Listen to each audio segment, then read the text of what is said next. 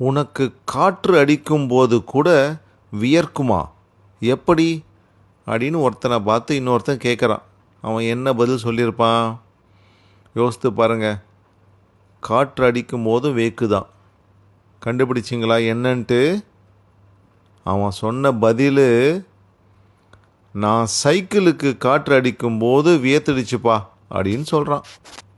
என்னப்பா எக்ஸாமுக்கு ப்ளம்மரோடு வந்திருக்க அப்படின்னு சொல்லிட்டு ஒரு மாணவனை பார்த்து ஆசிரியர் கேட்குறார். மாணவன் என்ன குசும்பான பதில் சொல்லியிருப்பான்னு யோசித்து பாருங்கள். நீங்களாக இருந்தால் என்ன யோசிச்சிருப்பீங்கன்னு தெரியல, என்ன சொல்லியிருப்பீங்கன்னு தெரியல. இந்த மாணவன் என்ன சொன்னான்னு பாருங்கள். கொஸ்டின் பேப்பர் லீக் ஆகுதுன்னு சொன்னாங்க சார், அதான் அப்படின்னு சொல்கிறான் அவன். என்னடா வாயிலையும் கால்லையும் காயம் அப்படின்னு ஒருத்தனை பார்த்து கேட்டால் அவன் என்ன பதில் சொல்லியிருக்கான் பாருங்கள். அடிப்பட்டாலும் அடங்காமல் எப்படி ஏற்பட்ட பதில் சொல்லியிருக்கான் பாருங்கள். யோசித்தீங்களா? அவன் சொன்ன பதில் என்ன தெரியுமா? வாய்க்காலில் விழுந்தேன் அப்படின்னு சொல்கிறான். வாய்க்கால்லாம் கிராமத்தெல்லாம் பார்க்கலாம் நீங்கள். இந்த பயிர்லாம் இருக்கும் இல்லையா, அங்கே தான் வாய்க்கால்லாம் இருக்கும்.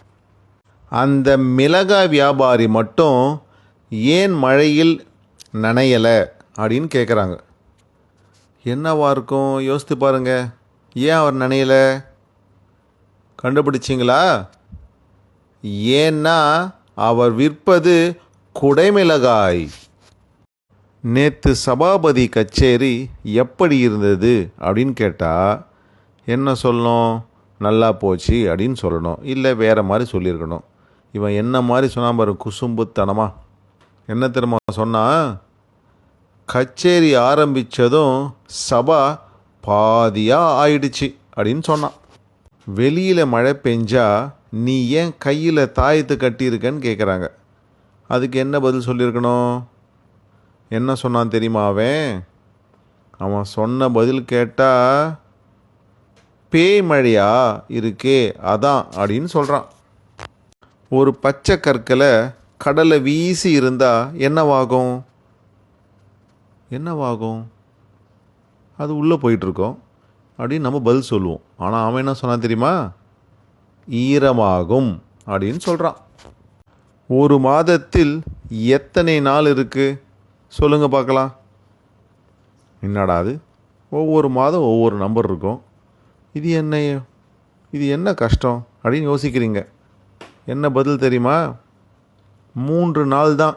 4, 14, 24. என்ன சார் சம்பளம் கேட்டால் பலாப்பழம் தர்றீங்க அப்படின்னு சொல்லிட்டு ஒருத்தன் கேட்குறான் அவங்க முதலாளிக்கிட்ட. அவங்க முதலாளி என்ன சொல்லியிருப்பார் தெரியுமா? யோசித்து பாருங்கள். அவர் சொன்ன பதில் என்ன தெரியுமா? அதான் அப்போவே நான் சொன்னேன்ல, சம்பளம் சுலையாக தருவோம்னு. அதான் நான் கோபம் வந்தால் மட்டும் கண்ணாடி போட்டுப்பேன், ஏன் தெரியுமா அப்படின்னு கேட்குறான். அவன் கண்ணாடி போட்டால் என்ன ஆகுது, போடலாம் என்ன ஆகுது அப்படின்னு யோசிக்கிறீங்க. ஆனால் அதுக்கு அவன் என்ன பதில் சொன்னான்னு யோசித்து பாருங்கள். அவன் என்ன பதில் சொன்னான் தெரியுங்களா? கோபம் கண்ணை மறைக்குமா, ஆனால் தான் அப்படின்னு சொல்கிறான் அவன்.